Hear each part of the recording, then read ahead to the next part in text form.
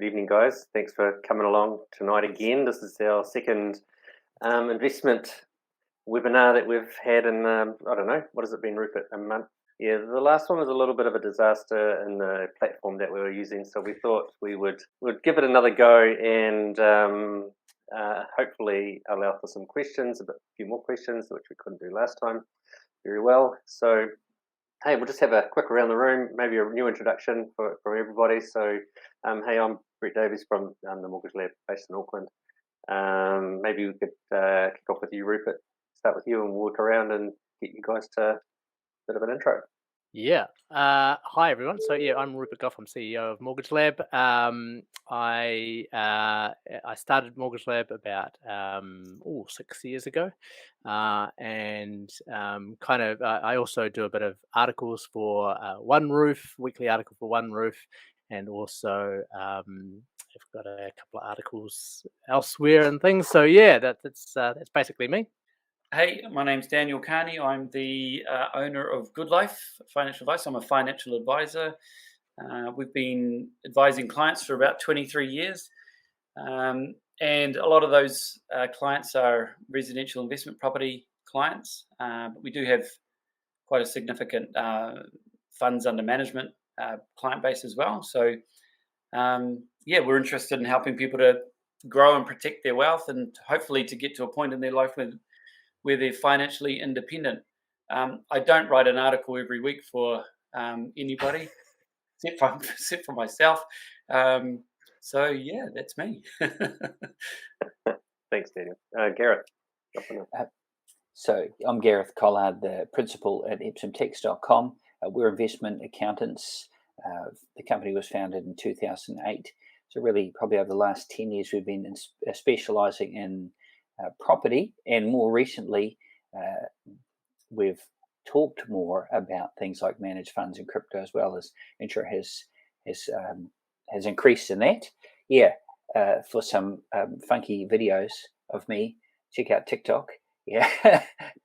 I'm probably not the oldest person on TikTok, but perhaps almost.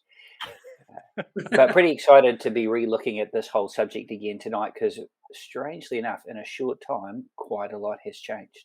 Mm-hmm. Thanks. So we thought we'd keep it a similar format as what we did last time, with the same sort of questions, because they're all kind of relevant. What's changed in the investment property market in the last 12 months? What are things going to look like in the next 12 months, and then what should be considered when buying an investment property at the moment? And I'm sure we'll digress from there, but I don't know, Rupert, why don't you kick it off and tell us a little bit about triple CFA, because that's lightened up a little bit, slightly, which has made our lending jobs a little slightly easier, but not dramatically. Yeah. Look, I get the easy one. I think the easy answer for this question, because so much has changed in the past 12 months. The triple CFA came in, and technically on the 1st of December last year, but was actually implemented by about September by the banks, trying to show that they were, all ready for it. So from September, lending became significantly harder, and you will notice, if you look at the volumes of mortgages, if you're boring like I am and look at that kind of thing, that the volume of mortgages dropped off a cliff in around December, which is about the lag time from the pre-approvals that came through in September. And to give you an idea of that, in that sort of December time, the banks were receiving applications from advisors who had, done their filter and considered, what was achievable and sent it into the bank. 70% of those applications were declined by the bank. So you can't understate how much of a effect the triple CFA had. And now, when did it turn around, Brett? It might have been July. It might have been May. That they officially lightened up on the CCCFA requirements, the banks weren't overly happy with the changes and had kind of implemented some of those changes already. And we're talking about how you treat things like discretionary items like, well, the avocado on toast or the famous Kmart expenses, right? So how were they treating those? Because the way that they've always done mortgages, always in the past 5 years, done mortgages was, look, we understand that you buy coffees, we understand that you buy avocado on toast. When you're a house owner, when you've bought an investment property and times are tight, we understand that you will cut down on these expenses in order to pay your mortgage. And that was 99.9% of the population proved that was indeed the case. People prioritized paying their mortgage. The CCCFA had a requirement that they had to forecast the last 3 months of expenses going forward. In other words, people weren't going to stop having coffee; they were just going to stop paying their mortgage, and which is obviously ridiculous. And so that's what brought a grinding halt to the market. Now, the banks are much more rational now. It's not the bank's fault, by the way, it's the regulations on them. The banks are able to take a much more rational approach to lending now. So we're almost back to, okay, if you can show us that you've got a reasonable budget, that you haven't got fixed expenses that are going to cause you problems, then we'll look at that budget. That's just happened in the past month or two. So that's quite an exciting time. And I think you'll see a bit of a turnaround in terms of lending for that. I don't know if this is in the past 12 months now, but LVR changes happened. So 60% for investment property max, which obviously requires a lot more equity or deposit from borrowers. Now, people have owned houses for a few years, had a stack of equity because they all grew by 30% for 1 year. But you need 40% of equity in your current property or cash to buy an investment property, except for new build properties. And I suspect that both Daniel and Gareth are going to talk about new build properties because the benefits of buying a new build for an investment property cannot be understated, and both the lending, the ongoing benefits of maintenance and tax, and just really the huge number of bank policies that changed. And of course, in the past 12 months, interest rates have gone from 2.2% to 5.19 lately. They went up to 5.35, came back to 5.19. But again, if you buy a new build and you go to the right bank, you might get as low as 3.5, 3.6% on a floating rate, or a heap of additional cash. So lots of changes in the lending scene. That the landscape of borrowing compared to the last year has changed significantly. But I guess the point, and this will probably get into what the next 12 months looks like, is if you can borrow at the moment, you're also not up against 30 other people at the open home or the show home. You're only up against one or two. So kind of a good thing there. But that's kind of, from the lending perspective, that's what has happened in the past 12 months. Thanks. So, Gareth, there's still a lot to think about in the tax side of things for investors, right? So maybe we could have a little bit of an overview of the changes that you've seen in the last 12 months, changes that are going on at the moment or coming.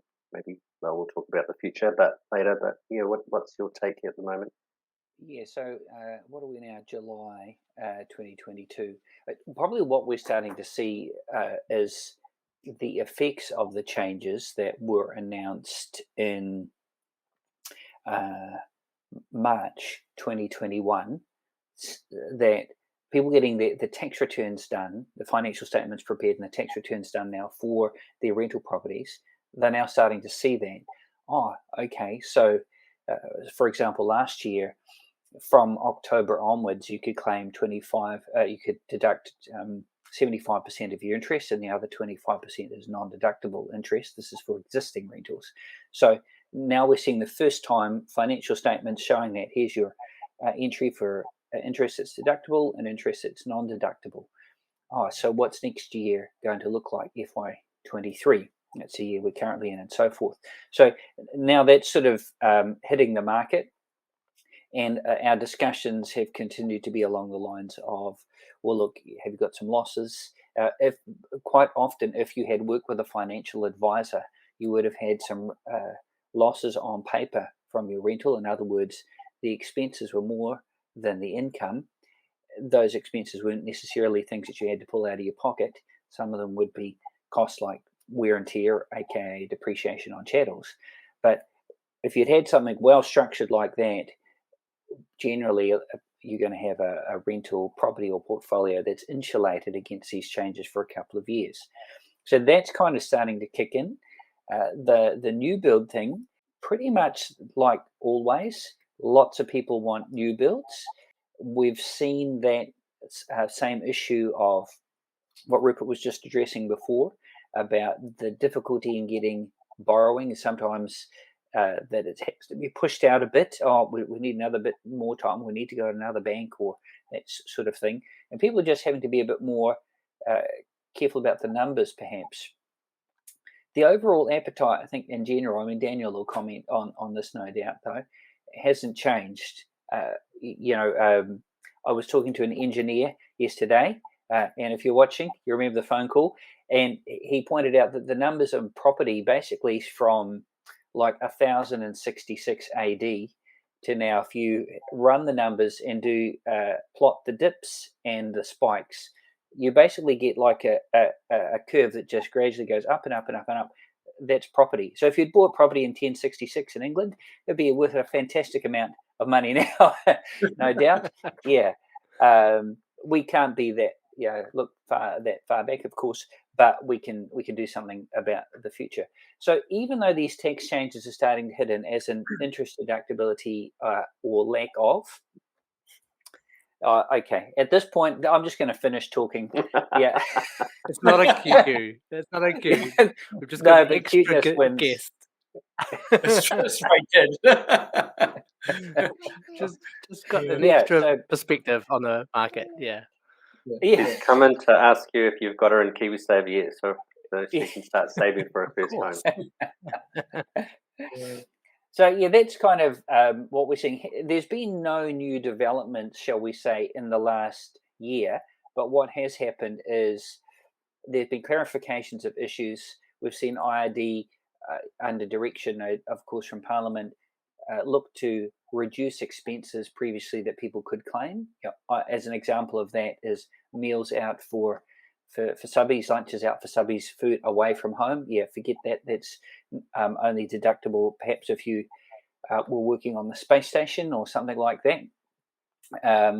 And even then, it's probably doubtful. So, and we've also seen in the last few months ways to find, which is what accountants and lawyers always do, ways to still extract some tax advantages out of the system whilst keeping within the rules. So there's always ways to do that. Nothing dodgy, nice and safe, but hey, we could do this, this, and this, which would get this consequence, and then none of that is going to be tax avoidance, but it will get a desired or beneficial restructure. So that's been interesting to see that play out in discussions and webinars and scenarios, etc. And I'm talking at a professional level, i.e. the training we all have, go through continuous professional development amongst the accounting body, and particularly in this sphere of property.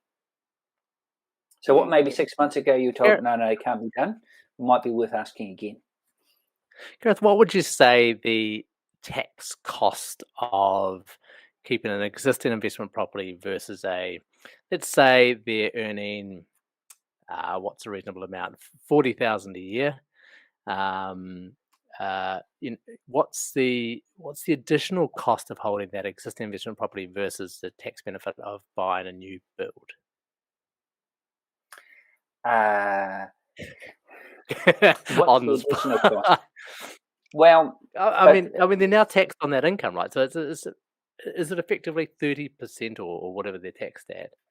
Yeah, look, I guess you at your simplest level, if suddenly, if your mortgage interest was 20 grand and for this current year you could only claim a quarter of it, so now effectively there's $5,000 more profit that has to be accounted for, and so roughly a third in tax for that. But that being said, often there might be other factors, i.e. losses from prior years, that are going to offset that fully or partially. And the other factor is, okay, so I had to pay like $1,400 tax or something, but in the big picture, this is property has been had a little bit of a level out. But you step back and you look at this year now, about a couple of years from now, and you go, I paid $1,400 tax, but actually the property still went up overall by several percent or maybe 5% over the year. So in some ways, it's neither here nor there. That's easy to say, but with investments long term, so I don't think that's necessarily the game changer. Heaven forbid, I have to pay some tax. The sky is falling on me. It's like, that's the price of living in a civilized society. Step back, look at your whole portfolio and your wealth creation plan for retirement. Yeah. So are you finding people getting rid of existing investment property to just swap for new builds, or because of the tax and increased interest rate, right? So you're now paying 5.5% that you can't claim.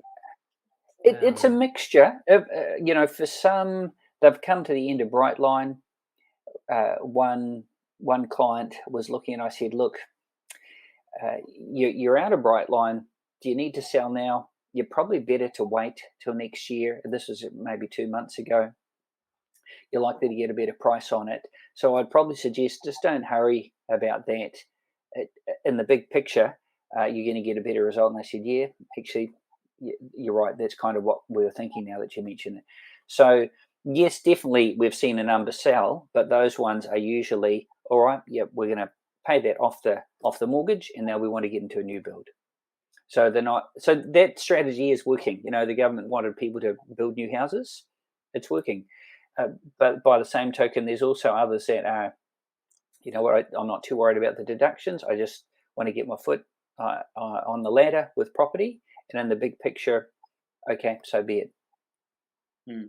So Daniel, where do you sit in all this from in the last, talking about what's changed in the last 12 months? Yeah, just in agreement with Gareth, we're not really seeing clients.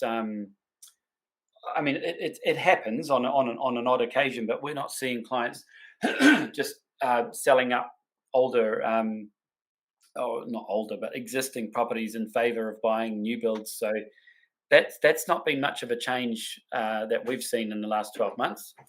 I guess the most dramatic thing to happen in the last 12 months for our clients has been the rising interest rate environment. That's had from the beginning of the interest rate rise, when that started, we've seen probably about a $200 to $300 a week out of pocket change in what that would cost a client. Back in the good old days of 2020 or earlier, or when the interest rates were really low, pretty much everything we were looking at with our clients was a positively geared property, as in it was actually cash flow positive. Now everything's negatively geared. So, and I will probably talk about this in terms of, maybe capping out on where interest rates are going. So I don't think this is going to get any worse. But we've seen that slow increase of interest rates, which has created a greater impact on a client's bottom line. So that's been a big change, and where that's really impacted our clients is in two areas really. It's pulled back on demand big time. We talked last time about FOMO leaving the market, fear of missing out. That has accelerated since the last time we did the same subject matter only a couple of months ago. and it really intrigues me, but it's happened, and it happens because of the macro environment that clients buy into, unfortunately. So the interest rate environment has crept up, which has meant the bottom line has crept up for our clients. So it has created a big drive towards looking for higher yielding properties in the last 12 months, properties that have got a higher rental yield. To be honest, what's probably accentuated that higher yield conversation is the fact that it's harder to get your hands on lending.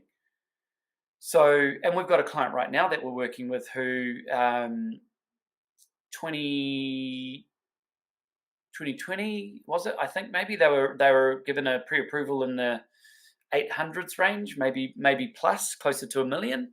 Now we're in the 600 range with them. Nothing's changed. That's all we can borrow.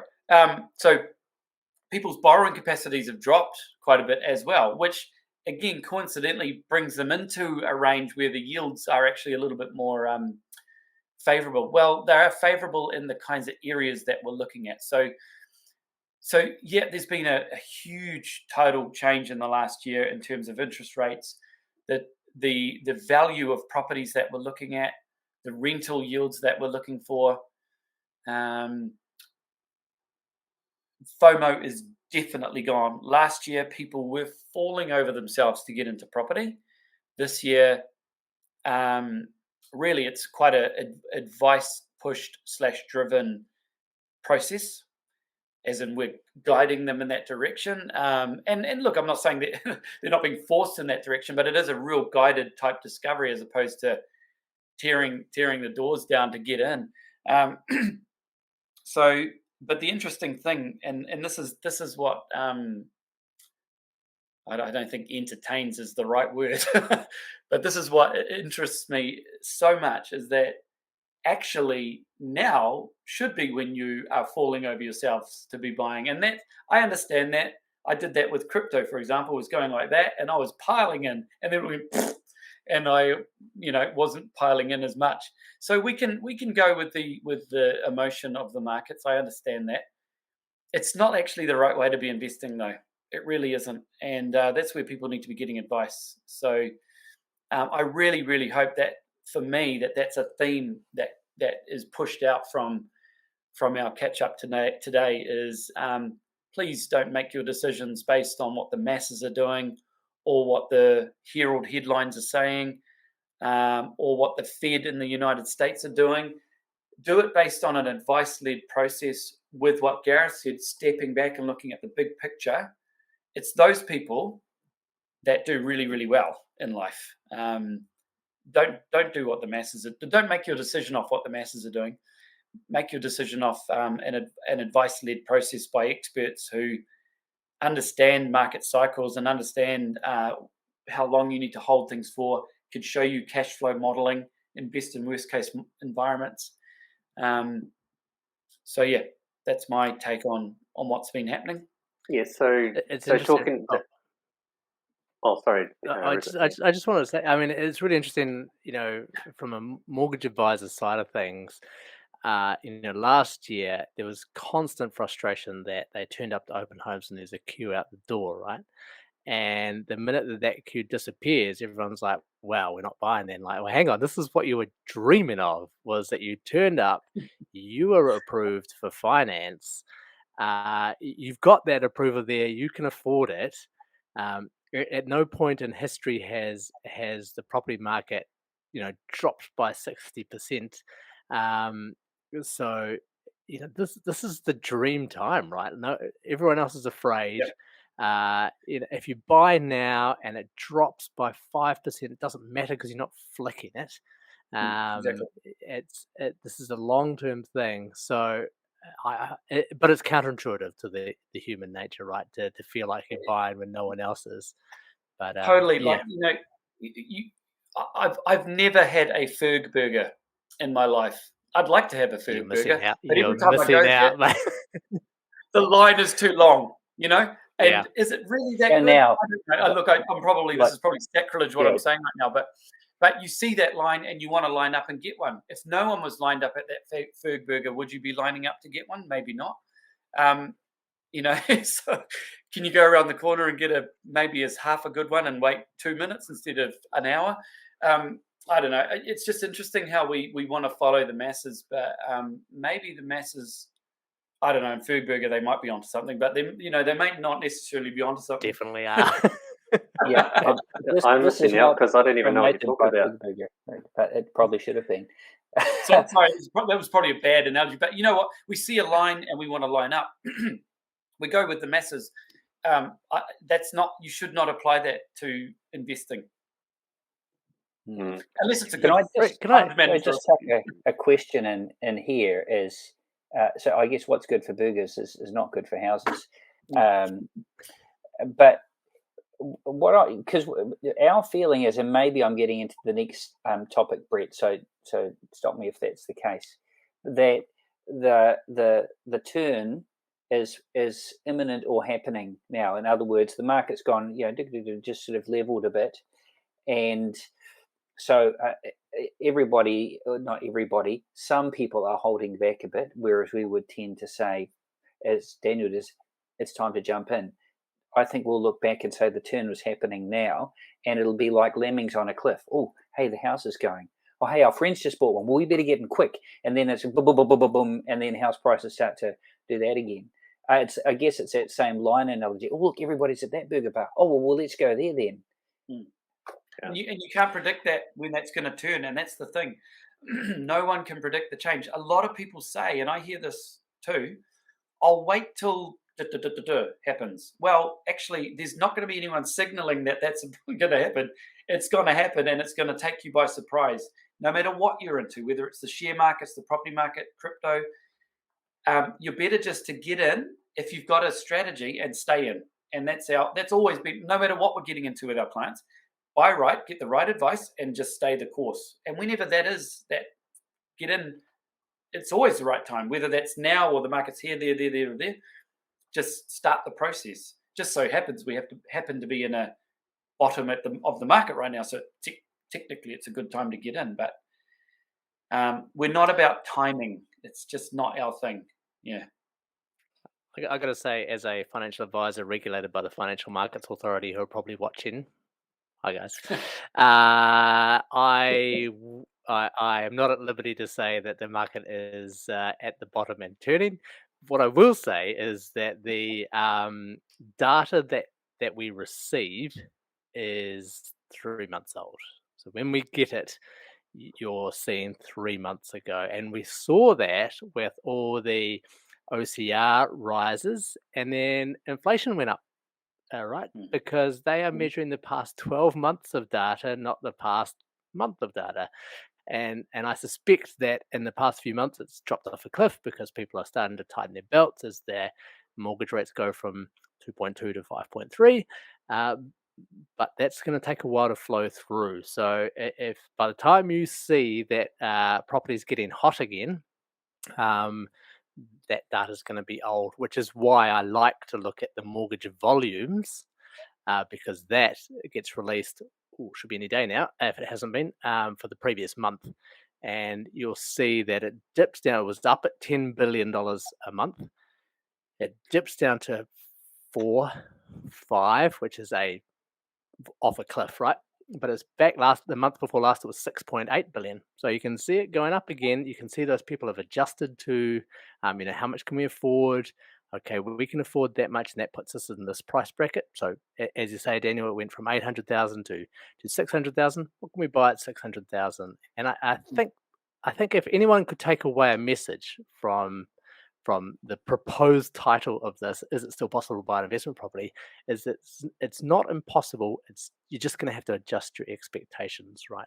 Because those who could afford can still afford. They just might afford less unless they've boosted their income. So yeah, agreed. And just get advice and get in, and don't drive your car looking in the rear vision mirror. What you've just talked about. If you drive your car looking in the rear vision mirror, you're going to have a crash. That's why looking forward, that's getting advice.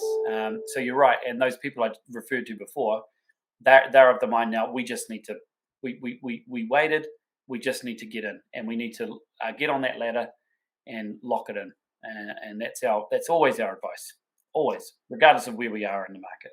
So Daniel, do you see? I bet. Go, Daniel, Rupert. I bet you've both had clients that have been approved for X amount of dollars. Let's say this was 3 years ago. They were going to buy 800,000, and they found one they liked for 750, but they weren't going to pay 755, so they not paying that. I'm out of the market, and today that's worth 1.2 million or something, right? So the extra $5,000 they could have paid, that's the line in the sand. They're not paying it, and yeah. And I have a rule that I never look at the value of a house I've sold because it will make me cry, I think. Yeah.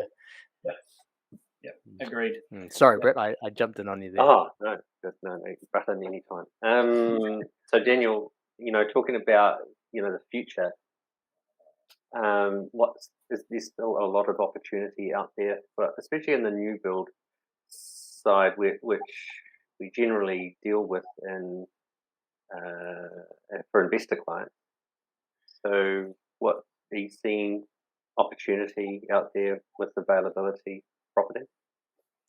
Yep. Well, fortunately, I was able to borrow Gareth's time machine, and because we've been talking a lot about time and space in this, so I was able to, tap into that knowledge and use his time machine and go forward in time. No, but seriously, there's great opportunities at the moment, and thankfully, a lot of the people we work with have been listening to us in terms of, and we've been having this chat for a while now because we've been seeing all of this coming, and we knew what was going to, we knew where the OCR was going, and the banks knew where that was going. So it was, hey, look, we're going to need to have cheaper properties and good yielding. So, and also fixed prices or turnkey, so that's a theme that's been changing, and we've got some great opportunities. And because there's not the Fergburger lines, well, guess what? It's easier for us to get a better deal at the moment too. So, I have to echo what Rupert's saying. Well, I don't know if we're at the bottom of the market. I don't know that. I actually don't know. I have no idea. I don't know how high the interest rates are going to go. We just have a educated feeling about these things, or guess, or stats on these things, right? But there are some good opportunities right now, and there's some opportunity. I won't go into it, but there's some opportunities right now that I feel once we're out of this negative, the fear and greed type index, and we're more towards the fear end of the spectrum. And once we get out of that, the markets turn, the world markets turn, New Zealand's market turns. The opportunities that we're looking at, I can't see how they're not going to do very, very well for our clients. Just where they are, the price they're paying, where they're geographically located. So yeah, there are, for want of a better term, there are good sales on right now. I hate that term, but that's a fact.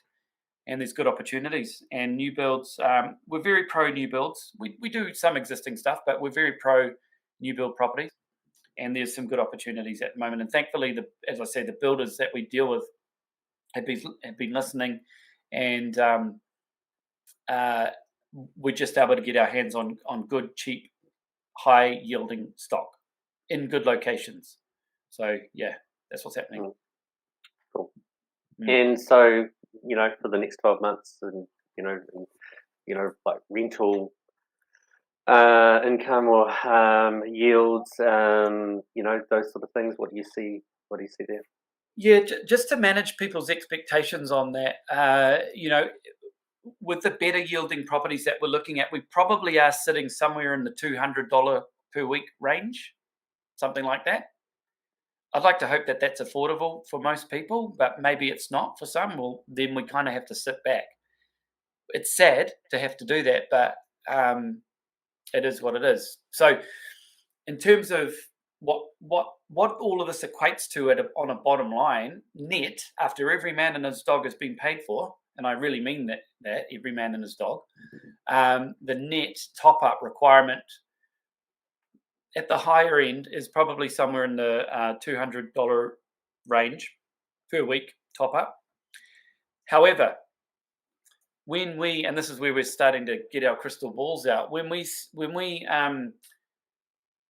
start to look at interest rates maybe coming back, and there's some fairly highly educated people talking about that very thing happening in the not too distant future, when that does turn, those bottom lines are the biggest impact to the bottom line of the calculations that we do is the interest rate environment. When they start to come down, even small amounts, you'd be surprised what that does to the bottom line. So we're getting closer and closer to these things being cash flow neutral / positive when we get into the 2024, maybe even 2023, 2024 and beyond, if interest rates do what I / probably all of you think they're going to do, and the economists, etc. Then really the toughing it out part of it, unless you can get your hands on that really sexy rate that Rupert talked about before, which you can do with one particular lender in the 3% range. If you're having to do it a little bit tough with the top up thing, which again is not a bad thing if you can afford it, it's actually a very good return on investment. That's only going to be very short lived, probably 1.5 years, and we're going to be seeing that drop. So we don't think looking beyond one, maybe worst case 2 years fixed at the moment is a bad idea. And then maybe you're going to be in a lower environment when you come off that period, and your bottom line to top up the property is going to be even less. So the toughing it out part, I think, is going to last for another 6 to 18 months, and then we're back into party time for the bottom line. Awesome. Just jump in, if I may, on this. I understand that now ANZ are the only ones left that are offering this low rate, because we weren't going to name the specific bank, Gareth.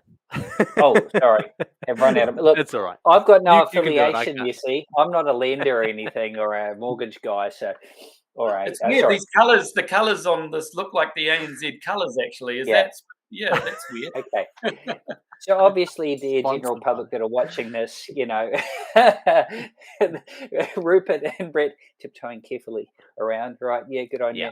Anyway, so the bank that shall not be named has run out of money. I mean, run out of government money, but the other bank who shall not be named is still doing it. But we're getting quick because that'll run out soon, probably. There's no indication of that, actually. There's no indication that they're looking to stop that. They are the biggest slice of the pie, but they probably won't tell us either. So, to be fair, so Rupert, I heard mid 2023. So that's probably not. Is that not? I can't imagine they can forecast that far ahead in terms of volume. Yeah. But it is a super amazing rate, right? It's floating, let's be clear. But to get a mid threes, even on floating, when the best you can get is 5.19,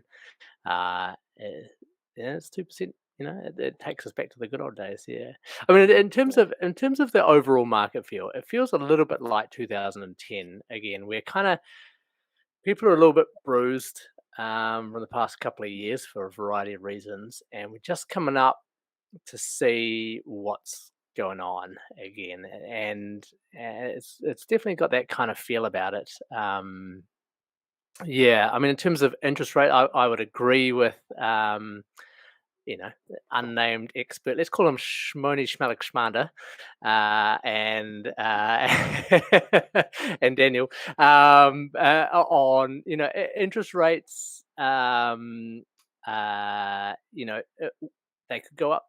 You could see a 6 sometime this year. It'll be a low 6, I think, but no one's picking 7 because if it gets to 7, the governments and the Reserve Bank are trying to beat inflation. But they've got a whole set of other problems if it gets to 7% for mortgage rates. In that, the people who bought recently weren't tested at 7% and stress tested, and so there's going to be a whole lot of issues there. And throw in elections into that as well, in terms of what that's doing to the country. Daniel, the Reserve Bank is independent from the government. I'm talking about other factors, but yeah. Actually, I'd be interested to get your thoughts, Rupert. Like, how much more do you think the OCR will be hiked? I'd be interested to get your opinion on that. Well, I mean, the forecast is mid threes, right? And what are that? 2.5, 2.75. So, but remember that the government bills, which essentially denote how the mortgage rates are, have already factored that in. So for it to go up further would have to point to the OCR going up more than 3.5. So it would have to be that really haven't got inflation under control. What I will say in relation to interest rates, so inflation gets under control, OCR comes down, interest rates come down. If you haven't bought in this period and property starts to take off, the Reserve Bank isn't going to want to increase interest rates. They are going to want to control the property. They're not going to want it to start going back to 30% per annum again. They're going to want to control buying and the heat in the market another way. And the way they will do that, I suspect, but I say this is not, don't take this as written, but I suspect the way they will do that is LVRs, so loan to value ratios.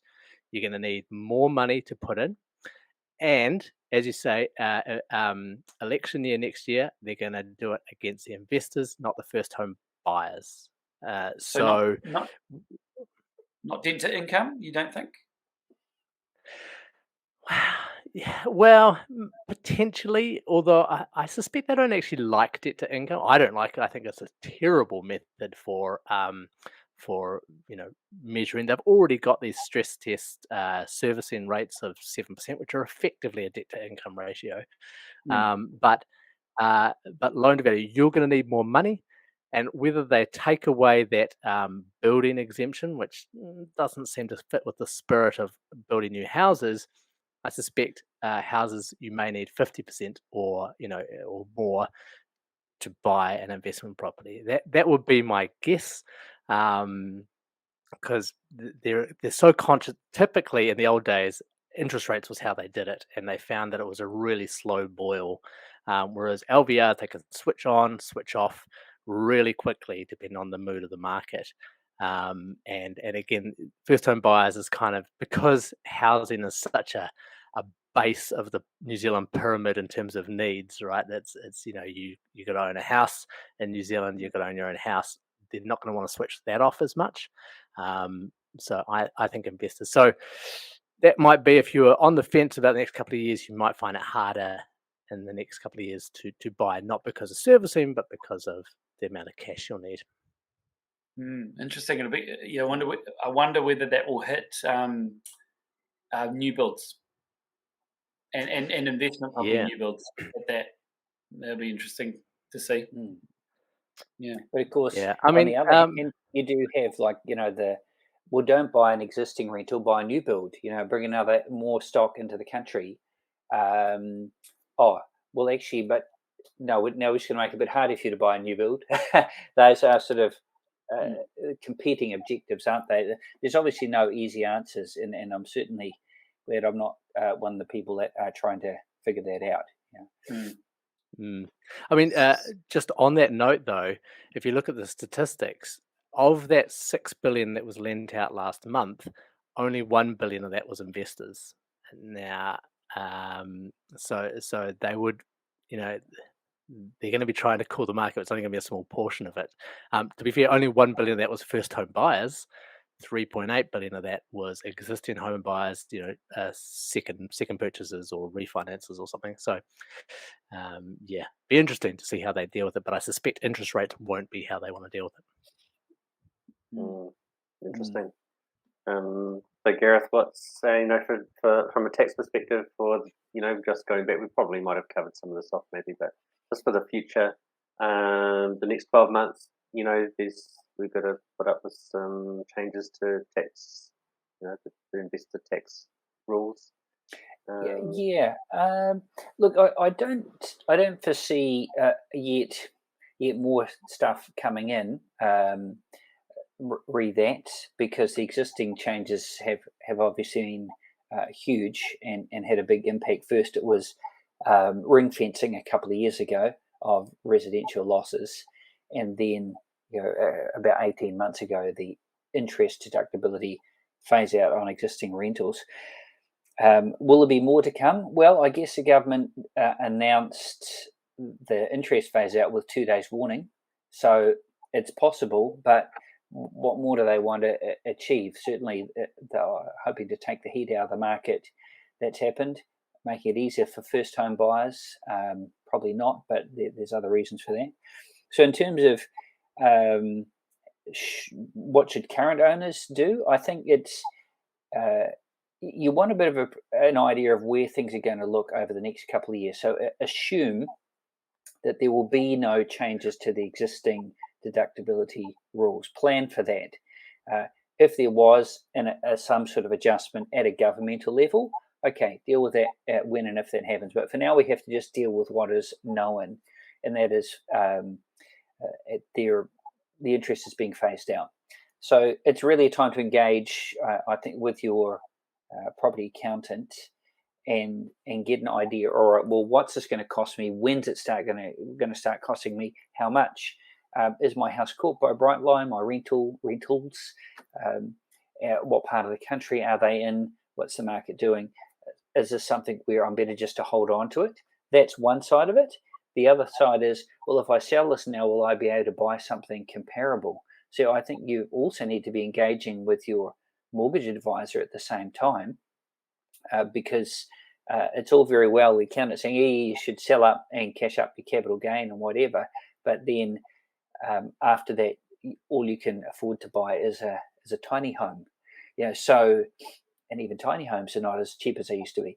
So I think those are two key things, just so that your expectations are clear. Look, the accountant says this, read the numbers, but my borrowing capacity is that.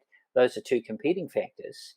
And I guess the other part of the equation is, well, where does all this fit into the long-term strategy, i.e., connect with your financial advisor about that. So, sorry, it's a long and rambling reply, but the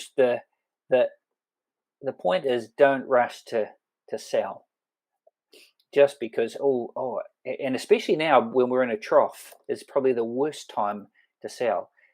Is it possible to cut back on that smashed avocado on toast a bit and hold on to your investment property until next year? Well, that's probably going to be a smarter move. Should you rush in to go, well, okay, we're going to make 250 grand anyway, let's just sell it? Well, that's not necessarily the magic bullet. I think you really want to take some sound advice if you're going to sell your investment property, and as a general rule, as you said, wait till next year. Just let things sort of come back to something, a different feel in the market. Because it is really easy for us to do those calculations for clients, really simply with the systems that we have, as far as assessing for affordability based on, changing from maybe that existing property to a new build. What does that lending look like? Because it's not currently in the current test rate, and what we have to deal with lending at the moment and the rules and banks policy, and that it has got a little bit harder. Not impossible, but just to do those calculations first, it's and give it an indicative view of the client's borrowing position, because it will be a bit different than what it was back when they bought that property a few years back or whatever it was.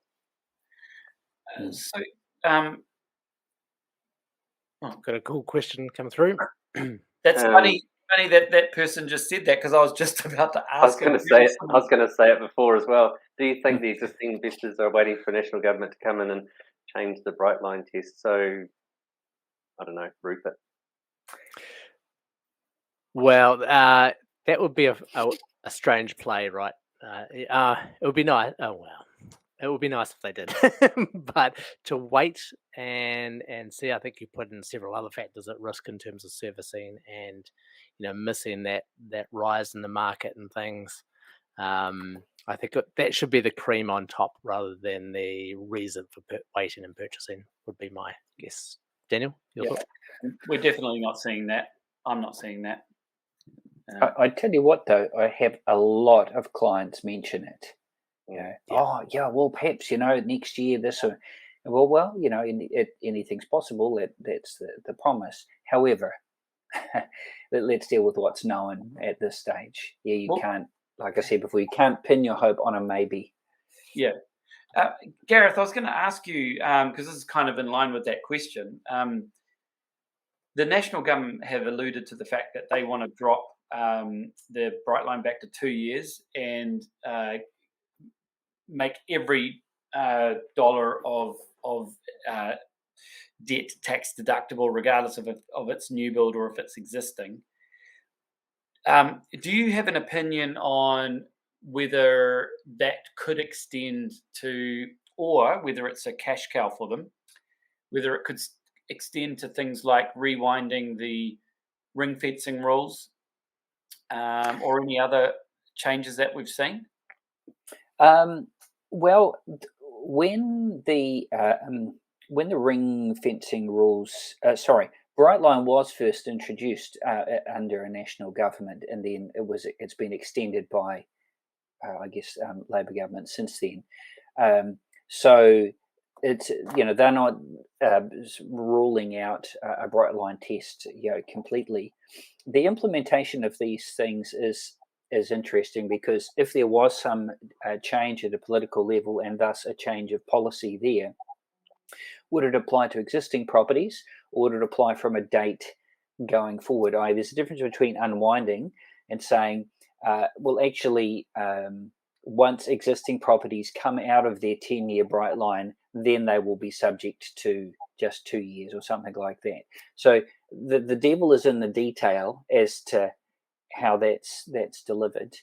In terms, and also I guess Brightline is one thing. Has it had much of an impact on investment? I don't believe so. 5 years, 10 years, I've had a couple of conversations this week with, that property would be 10-year Brightline. Oh yeah, that doesn't matter to us.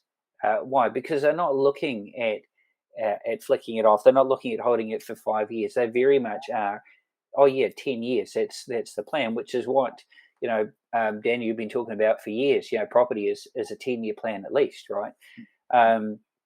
So that's interesting to hear that. So the main thing which people are interested in is the interest deductibility. The phase out is what is impacting people. And I guess that was, whoever proposed that in government said, hey, let's do this. And it went through and they said, yep, great, let's do it. It has been quite an effective tool because it gets mentioned. It has to be considered in every discussion.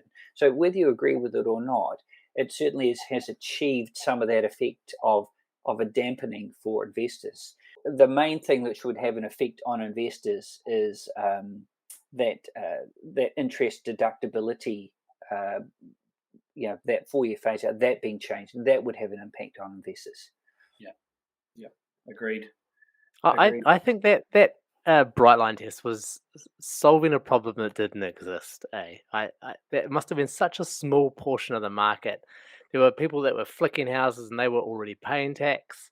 There were, and the majority of other people, I mean, maybe your own home, if you're on a super kind of income trend, you were going up and you might have been updating it, but really, yeah, that wasn't a huge, it's talked about, but it wasn't a huge kind of thing, right? Yeah, it's anyway.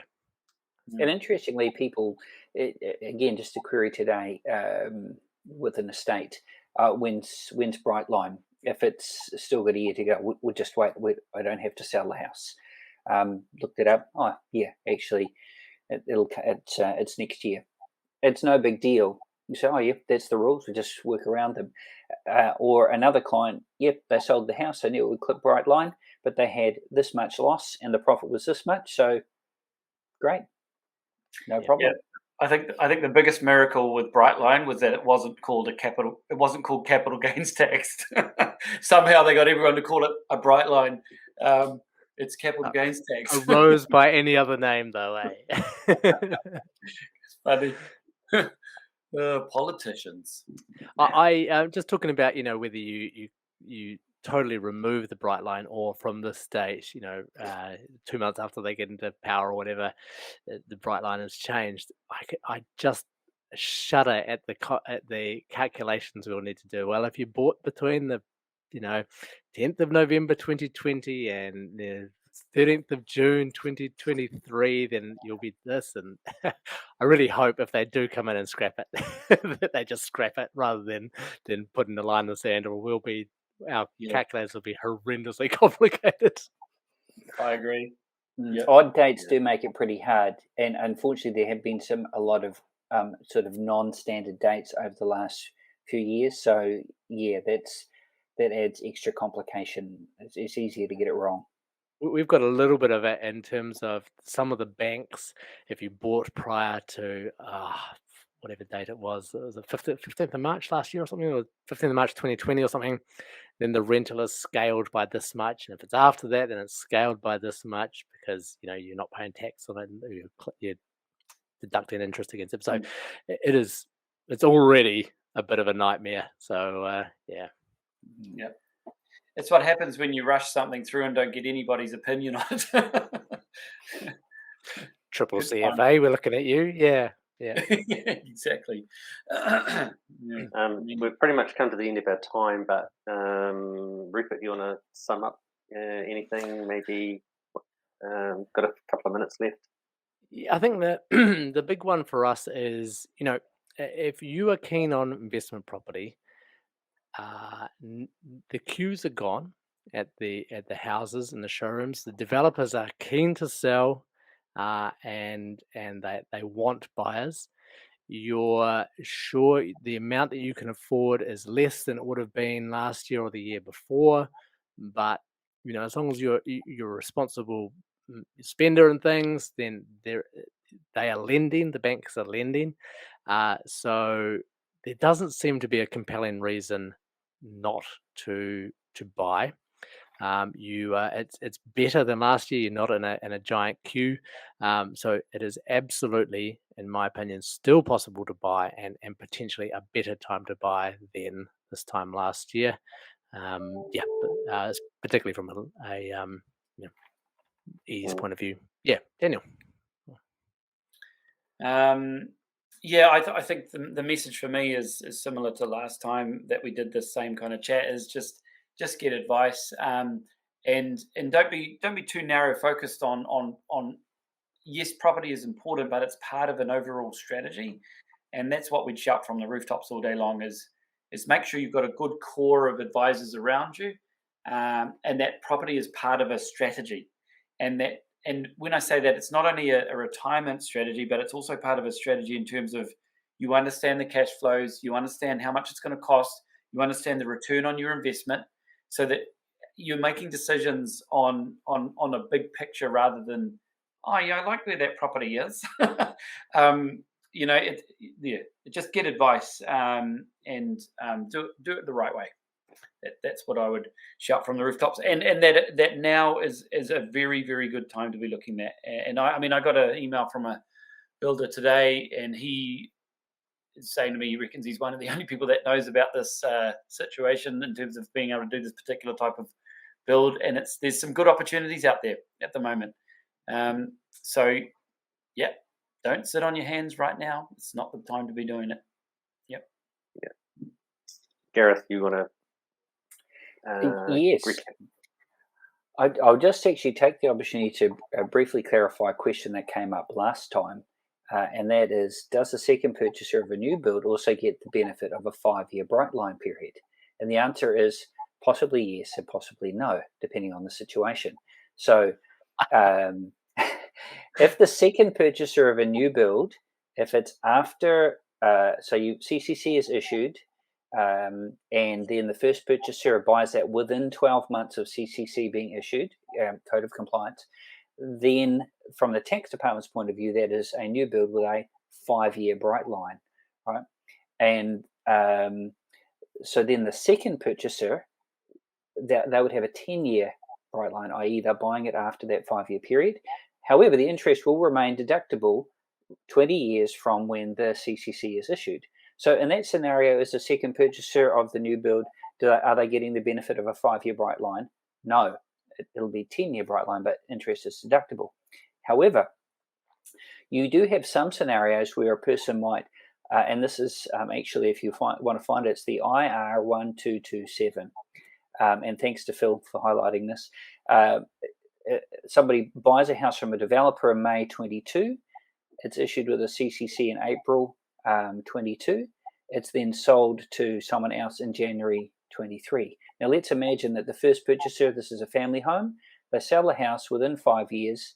They'd normally be clipped by a bright line, but they could claim the main home exclusion in this case. Now the second person has bought this within this period, they've